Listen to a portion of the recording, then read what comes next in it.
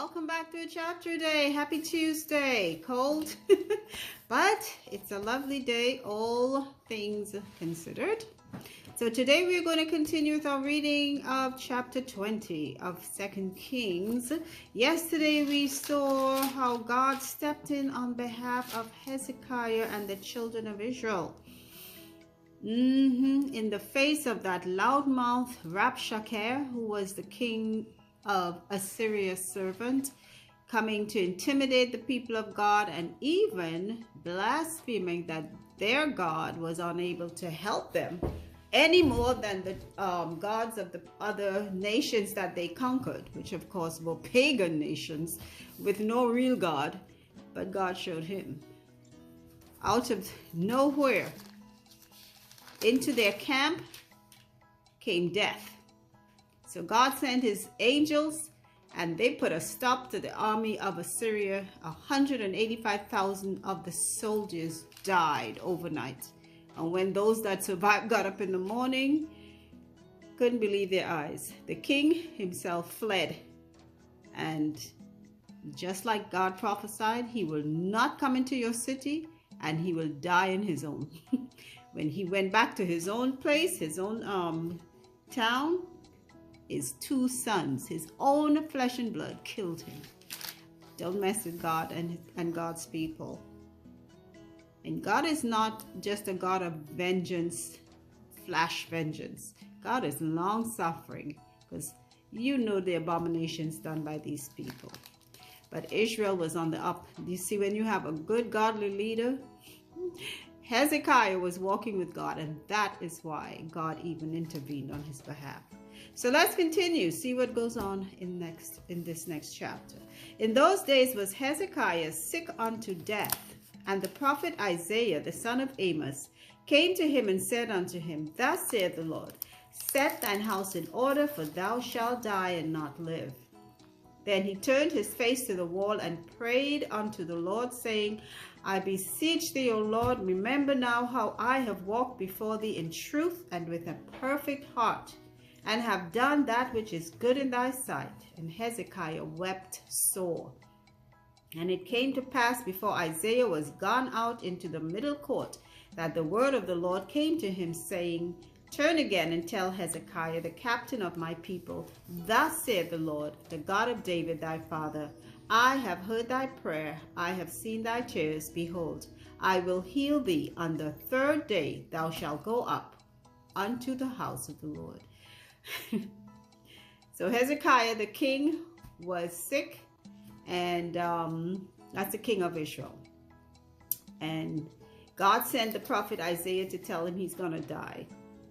Hezekiah turned to his face to God and asked God for deliverance. God heard him, and God sent the prophet back to tell him, I will heal thee. You see how God is loving and merciful. Mercy. Verse 6. And I will add unto thy days 15 years, and I will deliver thee and this city out of the hand of the king of Assyria. And I will defend this city for mine own sake, and for my servant David's sake.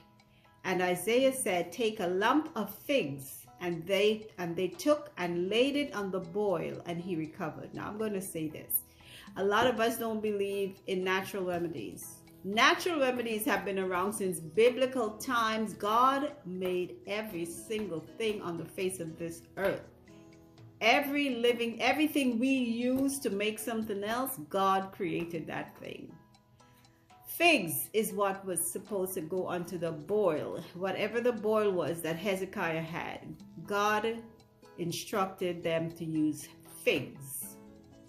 A lump of figs. They didn't even say to boil it or bake it or heat it. Just put a lump of figs. Today, there are people who have the wisdom to let us know of the different types of foods that God has created for us. And some of us are foolish enough to deny that. We prefer to go and take the poisonous medicines that are given to us by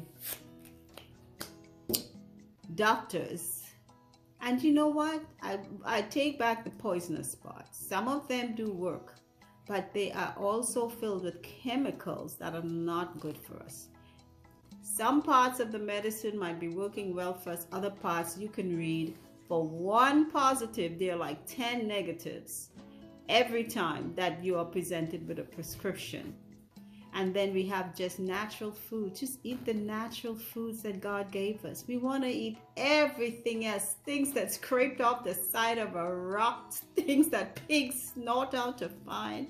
And we eat these scrumptiously and say, yum, yum. And then when our bodies get sick, because that's not what God requested for us in the first place, then we run to doctors who find more things dug up from wherever to feed to us, and we eat that. Or man-made prescriptions, whatever it might be. And here is a simple remedy. A lump of figs. We all know figs are those purple fruits. We may not find them too much here in America, but in the Middle Eastern countries you find them a lot. But anyway, that was his prescription. Verse 8, and Hezekiah said unto Isaiah, what shall be the sign that the Lord will heal me, and that I shall go up into the house of the Lord the third day? And Isaiah said, this sign shalt thou have of the Lord, that the Lord will do the thing that he hath spoken. Shall the shadow go forward 10 degrees, or go back 10 degrees? And Hezekiah answered, it is a light thing for the shadow to go down 10 degrees, nay, but let the shadow return 10 degrees, return backward 10 degrees. So like I said yesterday and times before, it's okay for us to ask for a fleece test. The fleece test was the Gideon test when he wanted the fleece dry, the ground wet, and then vice versa. Hezekiah, even though God said he would heal him, and he gave him a remedy to be healed too. Sometimes, you know what, we have to take the natural remedies that God has put there in nature for us. In addition to that, Hezekiah wanted more proof that he was going to be healed the third day.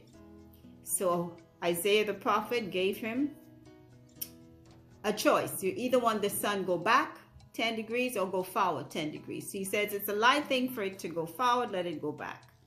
And let's see what happens. And it's okay to prove God. God understands. He does. Verse 11, and Isaiah the prophet cried unto the Lord, and he brought the shadow 10 degrees backward, by which it had gone down in the dial of Ahaz.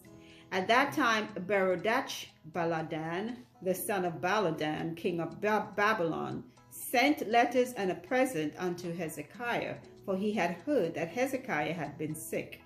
And Hezekiah hearkened unto them, and showed them all the house of his precious things, the silver and the gold and the spices and the precious ointment, and all the house of his armor, and all that was found in his treasures. There was nothing in his house, nor in all his dominion, that Hezekiah showed them not. Then came Isaiah the prophet unto King Hezekiah, and said unto him, what said these men, and from whence came they unto thee? And Hezekiah said, they are come from a far country, even from Babylon. And he said, what have they seen in thine house? And Hezekiah answered, all the things that are in mine house have they seen. There is nothing among my treasures that I have not showed them. Okay, here's something that we as Christians, as believers, tend to fall into. God does something for us, and when people ask us, hey, how are you going? We say, oh, I'm so fine. I did this, I did that. Do we ever mention how God brought us through? He was healed by God, and when these Babylonians came to visit him, he didn't even sit down to tell you, see that lump of figs is what God instructed me to put on my boil, and that is what healed me. Through God's grace and mercy, I was healed. No, he take them around his house to show them from A to Z of all his material things, trying to match up to these. We do that. We always want favor with men. We want favor with men, and that's why we do foolish things and forget God. God just healed him, and he maybe didn't even mention God. Okay, verse 16, and Isaiah said unto Hezekiah, hear the word of the Lord. Behold, the days come, that all that is in thine house, and that which thy fathers have laid up in store unto this day, shall be carried into Babylon. Nothing shall be left, saith the Lord. And of thy sons that shall issue from thee, which thou shalt beget shall they take away, and they shall be eunuchs in the palace of the king of Babylon. And sooner or later, we're going to be reading about that invasion of Babylon and taking away of the sons and daughters of the kings and the princes and all that stuff. We're going to be reading about that. Then said Hezekiah unto Isaiah, good is the word of the Lord which thou hast spoken. And he said, is it not good if peace and truth be in my days? And the rest of the acts of Hezekiah and all his might, and how he made a pool and a conduit and brought water into the city, are they not written in the book of the Chronicles of the kings of Judah? So he walked with God, but you know, sometimes even when we walk with God, we tend to have these moments when we want to be popular with the world. We have it.